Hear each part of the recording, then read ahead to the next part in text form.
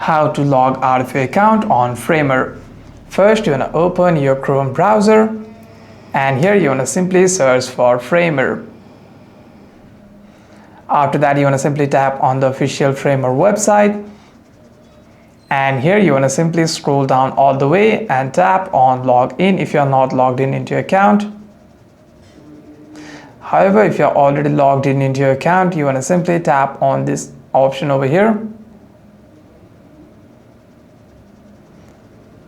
However, if you are already logged in into your account, you want to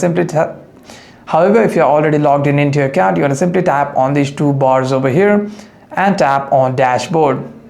After that, you want to scroll down again, tap on projects, and here you'll be able to see your project. Simply tap on your usernames/workspace, and here you want to simply tap on sign out.